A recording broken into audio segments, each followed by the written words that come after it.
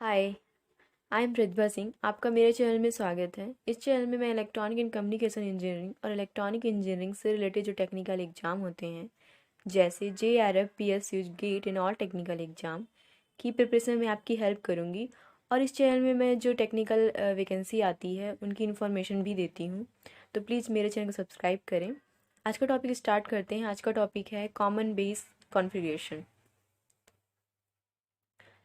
पहले हम देखते हैं इंट्रोडक्शन क्या है कॉमन बेस कॉन्फ़िगरेशन। मैं आपको सर्किट से समझाती हूँ तो आपको अच्छे समझ में आएगा।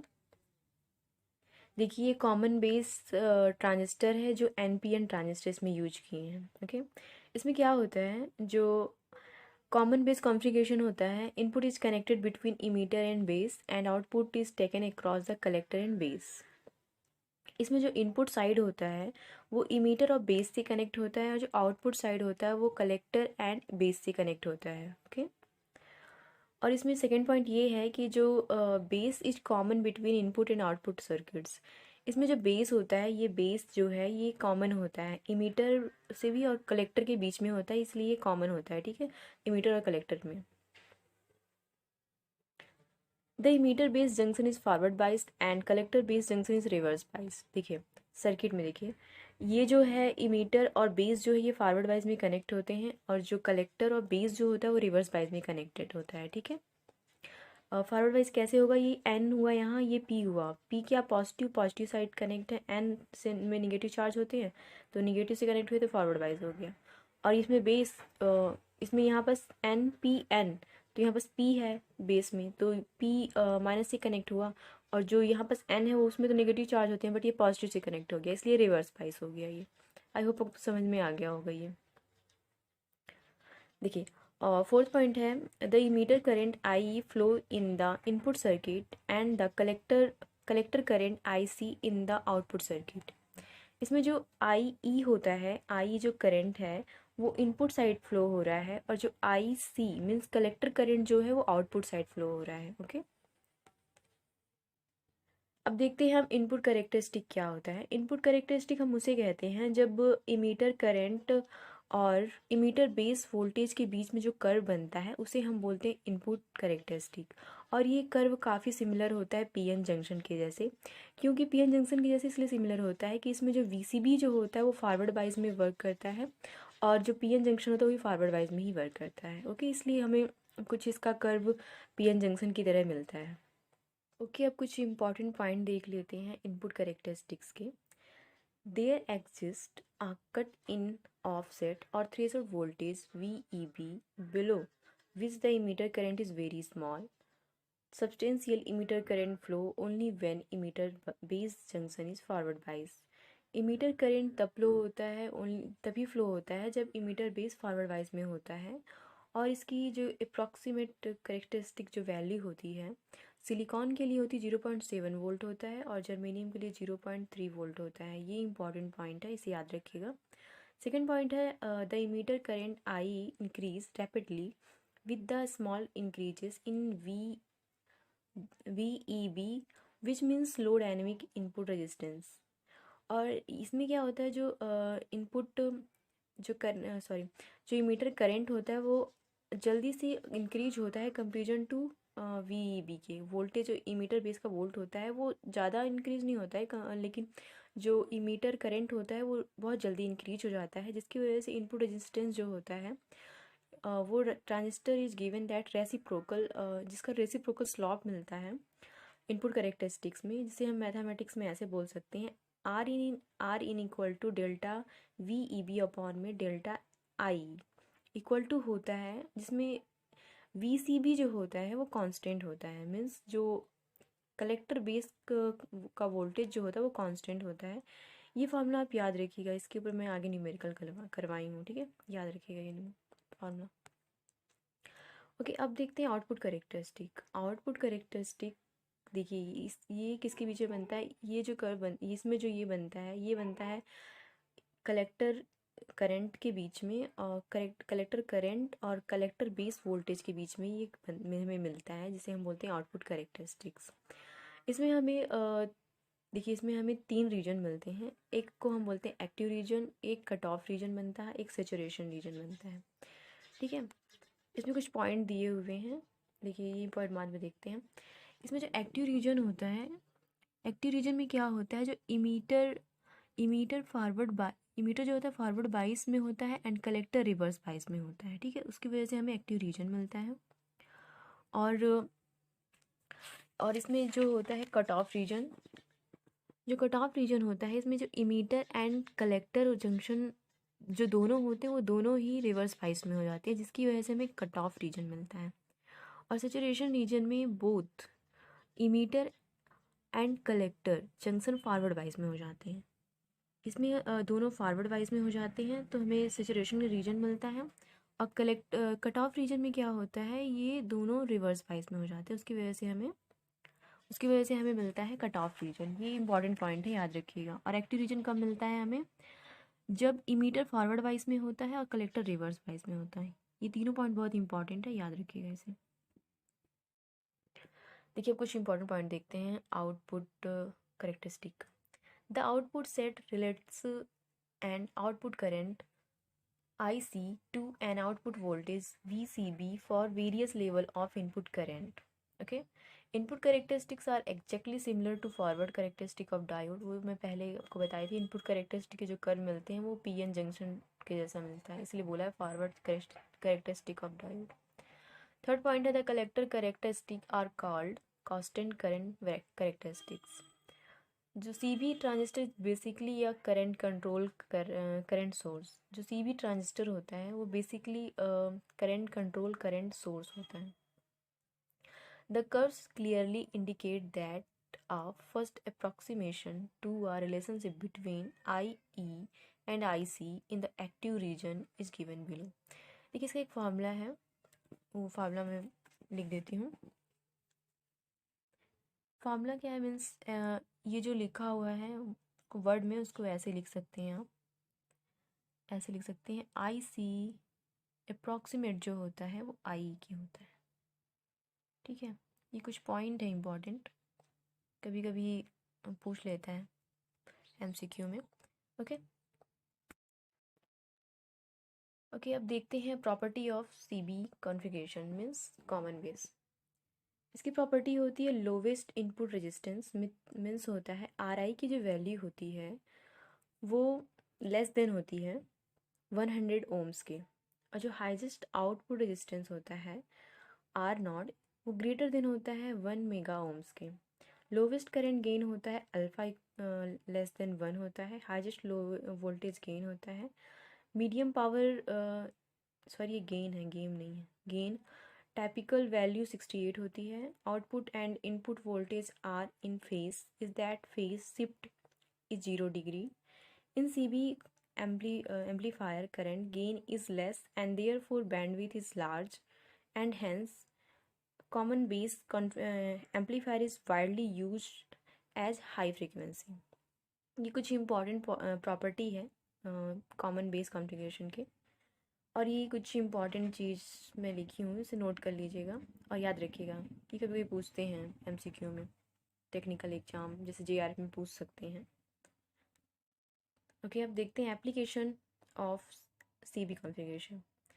फर्स्ट है as a non inverting voltage amplifier में यूज कर सकते हैं, as a high frequency amplifier में यूज करते हैं, as an impedance matching device between low resistance to high resistance में।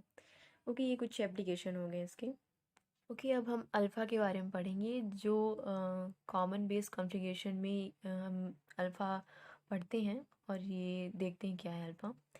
In the DC mode, the level of IC and IE due to the majority carriers are related by a quantity called alpha। Okay, alpha किसे बोलते हैं, जब DC mode level में IC and IE majority carrier होते हैं related by A quantity के बराबर होते हैं, उसे हम बोलते हैं alpha. And defined by the following equation. अगर आपको ये समझ में नहीं आएगा मैं क्या बोली हूँ तो एक फॉलोइंग इक्वेशन मैं आप समझाती हूँ। देखिए इसमें क्या होता है, अल्फ़ा DC, ये DC है ना, DC इक्वल टू होता है मॉड में IC अपॉन में IE, ठीक है, ये मॉड होता है, ये फॉर्मूला है।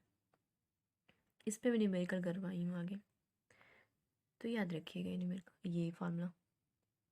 ओके, सेकंड पॉइंट क्या होता है, अल्फ़ा जब इक्वल होता है 1 के, तो for practical device alpha typically extend from 0.90 means to 0.998 with most values approaching the high end of the range.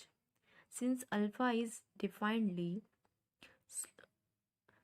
for the majority carriers, okay? देखिए इसमें भी एक फॉर्मूला बनता है, इसका फॉर्मूला ये होता है I C equal to alpha आई ई, ये ई है ना, आई ई प्लस आई सी बी ओ। ओके, इस पे भी मैं आगे न्यूमेरिकल करवाई हूँ, तो प्लीज़ इसे भी याद रखिएगा, ये भी इम्पॉर्टेंट फार्मूला है। ये फार्मूला जब यूज होगा जब अल्फ़ा इक्वल टू 1 होगा, ठीक है। और इसमें जो मैं आईसीबी लिखी थी, उस आईसीबी का मतलब होता है इस collector to base current when emitter terminal is open. जब इमीटर टर्मिनल ओपन होगा कलेक्टर बेस करंट में, तब इसको हम लिखते हैं ICBO। थर्ड पॉइंट है for AC situations where the point of operation moves on the characteristics curve and AC alpha is defined by। यहाँ भी एक फॉर्मूला यूज होता है, इसमें फार्मूला में होता है अल्फ़ा AC, वहाँ DC में हम लोग लिखे थे, ये AC के लिए, ठीक है। AC इक्वल टू होता है डेल्टा IC अपॉन में डेल्टा IE, ठीक है। इसमें जो VCB जो होता है वो कांस्टेंट होता है, ठीक है, ये कांस्टेंट होता है, कांस्टेंट लिखिए, ठीक है, कांस्टेंट होता है, ये कांस्टेंट होता है, ये AC के लिए है, ठीक है, फॉर AC सिचुएशन। चलिए अब देखते हैं द अल्फ़ा इज, एक मिनट, फोर्थ पॉइंट है the alpha is formally called common base amplification factor, ठीक है। अल्फ़ा को हम फॉर्मली बोलते हैं कॉमन बेस एम्प्लीफिकेशन फैक्टर, और बोल सकते हैं हम current gain of common base transistor. ये कुछ इंपॉर्टेंट पॉइंट है, याद रखिएगा ये भी। नोट ये है कि transfer plus resistor equal to होता है ट्रांजिस्टर, मीन्स जब लो रेजिस्टेंस से मूव होते हैं करंट हाई रेजिस्टेंस की ओर, उसमें बोलते हैं ट्रांसफ़र रेजिस्टेंस, जो ऐड होते हैं तो उसको हम बोलते हैं ट्रांजिस्टर, ठीक है। आई होप आपको ये पॉइंट्स क्लियर हो गए होंगे, फार्मूला जो कुछ मैं फार्मूले दी वो भी समझ में आ गए होंगे, वो आगे मैं भी न्यूमेरिकल में यूज करूँगी। ओके, अब कुछ न्यूमेरिकल कर लेते हैं। Numerical of CBC means common base configuration. First question, a transistor is connected in CB configuration when the emitter voltage is changed by 200 millivolt, the immediate current changed by 5 milliampere. During this variation the collector to base voltage is kept fixed.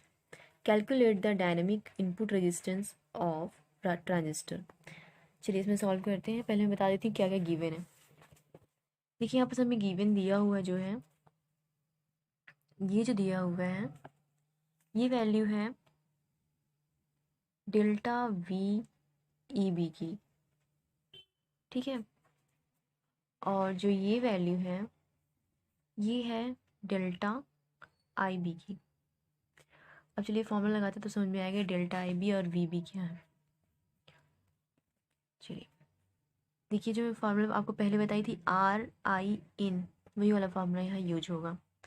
RIN equal to होता है delta VEB upon में delta IE, equal to हो गया, means simple जो R equal to जो होता है ना वोल्टेज अपॉन इनपुट, वही वाला है, बस ये डेल्टा ट्रांजिस्टर फॉर्म में कुछ ये कॉमन बेस कॉन्फ़िगरेशन फॉर्म में लिखा हुआ है delta VEB upon delta IE। चलिए हम इसमें वैल्यू पुट करेंगे, तो डेल्टा VEB की वैल्यू कितनी थी 200 मिली एम्पियर, डेल्टा IE की वैल्यू कितनी थी 5 मिली एम्पियर। जब इसे आप सॉल्व करेंगे तो सिंपल कैलकुलेशन है, तो कितना आएगा 20 ओम आएगा, सिंपल आंसर आ गया ये। ओम किस लिए, क्योंकि रजिस्टर है। ओके, तो 20 ओम आ गया। बहुत सिंपल कैलकुलेशन था ये। आई होप आपको समझ में आ गया होगा न्यूमेरिकल ये। नेक्स्ट देखते हैं। नेक्स्ट है the reverse saturation current of an NPN transistor in common base circuit is 12.5 micro ampere for an emitter current of 2 milli ampere. Determine the current gain and base current. हमें यहाँ बस current gain और base current find out करना है। Okay, चलिए solve करते हैं। यहाँ गिवन क्या है वो बता देती हूँ पहले मैं। ये जो 2 है ये तो लिखा हुआ है इमीटर करंट मीन्स आई की वैल्यू है, और जो ये है ये किसकी वैल्यू है, IC की वैल्यू है। नहीं, IC की वैल्यू नहीं है ये CBO की वैल्यू है। यहाँ बोला है ना common base emitter NPN transistor. Okay, इसे सॉल्व करेंगे, माइक्रो से हटाएंगे तब वो सॉल्व हो जाएगा। चलिए सॉल्व कर दे तो समझ में आएगा आपको। देखिए हमें यहाँ पास 1.9 डिटरमाइन। देखिए ये IE इक्वल टू दिया है 2 मिली एम्पियर। इस क्वेश्चन में थोड़ा सा एरर है लगता है। ओके, सॉरी उसके लिए। और यहाँ IC की वैल्यू है, क्वेश्चन इनकम्प्लीट है उसके लिए सॉरी। और यहाँ IC की वैल्यू 1.97 मिली एम्पियर है, ठीक है। और यहाँ पास ICBO जो है उसे जब हम माइक्रो एम्पियर से मिली एम्पियर में कन्वर्ट करेंगे, 12.5 मिली एम्पियर को जब हम माइक्रो एम्पियर को जब मिली एम्पियर में कन्वर्ट करेंगे तो इसकी वैल्यू हो जाएगी 0.0125 मिली एम्पियर हो जाएगा, ठीक है। ये IC की वैल्यू होगी, ये IE की वैल्यू होगी। ओके, अब चलो सॉल्व करते हैं। IC इक्वल टू, ये फॉर्मूला मैं पहले लिखवाई थी, आप आगे भी करके पीछे करके देख सकते हैं। ये फॉर्मूला मैं आपको बताई थी कि इंपॉर्टेंट है और इस पर न्यूमेरिकल करवाई हूँ, तो आप देख सकते हैं आगे जाके पीछे जाके। IC equal to alpha IE plus ICBO, ठीक है। ये फार्मूला है, इसमें हम पुट करेंगे तो हमें IC की वैल्यू दी हुई है, IE की वैल्यू दी हुई है, ICBO की भी वैल्यू दी हुई है। हमें क्या फाइंड आउट करना है, अल्फ़ा फाइंड आउट करना है। तो अल्फ़ा इक्वल टू क्या हो जाएगा, अल्फ़ा इक्वल टू हो जाएगा IC माइनस ICBO, ये B है ना, ICBO अपॉन में IE हो जाएगा। अब इसमें वैल्यू पुट कर देते हैं। वैल्यू पुट करेंगे तो IC की वैल्यू कितनी थी, 1.97 माइनस 0.0125 अपॉन में हो जाएगा 2। जब इसे आप सॉल्व करेंगे तो आपका आएगा 0.9799, ठीक है। ये हमें क्या मिल गया, ये हमें मिल गया करंट गेन। अब हमें क्या फाइंड आउट करना, बेस करंट। हमें तो करंट गेन मिल गया, अब बेस करंट फाइंड आउट करते हैं। मैं इरेज कर दे रही हूँ। तो हमें बेस करंट फाइंड आउट करना है। तो IB इक्वल टू क्या होता है, IB इक्वल टू होता है IE माइनस IC। ओके, तो IE की वैल्यू हमें 2 दी हुई थी और IC की वैल्यू कितनी दी हुई थी, 1.97। तो हमें IB की वैल्यू मिल गई 0.03 मिली एम्पियर, ठीक है। तो हमें क्या करंट गेन भी फाइंड आउट करना था ना। करंट गेन मीन्स अल्फ़ा, मैं सिंपल अल्फ़ा लिख दे रही हूँ। करंट गेन मीन्स होता है अल्फ़ा। इसकी वैल्यू हमें मिली थी 0.979। हमें दोनों की वैल्यू मिल गई और यही हमें फाइंड आउट करना था। आई होप आपको ये क्वेश्चन अच्छे समझ में आ गया होगा। ओके, इसमें थोड़ा IC की वैल्यू शायद लिखने में मेरे से थोड़ा मिस्टेक हो गया, उसके लिए सॉरी। बट IC की वैल्यू क्वेश्चन में दिया हुआ था 1.97, ठीक है। आई होप आपको समझ में आ गया होगा ये न्यूमेरिकल। नेक्स्ट देखते हैं। थर्ड न्यूमेरिकल है, in a grounded base configuration the voltage drop across load resistance of 4 kilo ohm is 3 volt. Determine base current alpha equal to 0.96 है। ओके, तो यहाँ हमें क्या दिया हुआ है, आर एल की वैल्यू दी हुई है load resistance, R L equal to हो गया 0 नहीं 4 किलो ओम हो गया, ठीक है। और voltage drop across load resistor दिया हुआ है ना, ये means voltage drop across load resistor means हो गया आई एल और आई सी और into R L equal to हो गया 3 वोल्ट, मतलब मीन्स इसकी वैल्यू दी हुई है I C into R L equal to 3 volt दिया हुआ है, इसको बोलते हैं voltage drop across load resistance. क्या वोल्टेज दिया है 3 वोल्ट। अब हमें क्या फाइंड आउट करना है, डिटरमाइन बेस करंट, ठीक है, बेस करंट फाइंड आउट करना है हमें। तो हमें ये कुछ फॉर्मूले याद रखिएगा। तो आई सी इक्वल टू होता है I C R L upon में आर एल होता है, ठीक है। तो I C equal to collector current equal to हो गया आई सी और आर एल की वैल्यू कितनी दी हुई है 3 वोल्ट और आर एल की वैल्यू 4 ओम किलो ओम, ठीक है, इतनी दी हुई है। इसको सॉल्व करेंगे आप तो आएगा 0.75 मिली एम्पियर, ठीक है। ये आई सी की वैल्यू हो गई। नेक्स्ट पेज में मैं करती हूँ, आई सी की वैल्यू हो गई, देखिए। अब हमें emitter current means I E find out करना है। आई फाइंड आउट करना हो तो इसका फॉर्मूला होता है आई सी अपॉन अल्फ़ा, ये ध्यान रखिएगा, ठीक है। तो आई सी की वैल्यू कितनी आई थी 0.75 और अल्फ़ा की वैल्यू तो क्वेश्चन में ही दिया हुआ है 0.96। जब इसे आप सॉल्व करेंगे तो आपको मिलेगा 0.78 मिली एम्पियर में मिलेगा, ठीक है। तो ये हमें आई की वैल्यू मिल गई।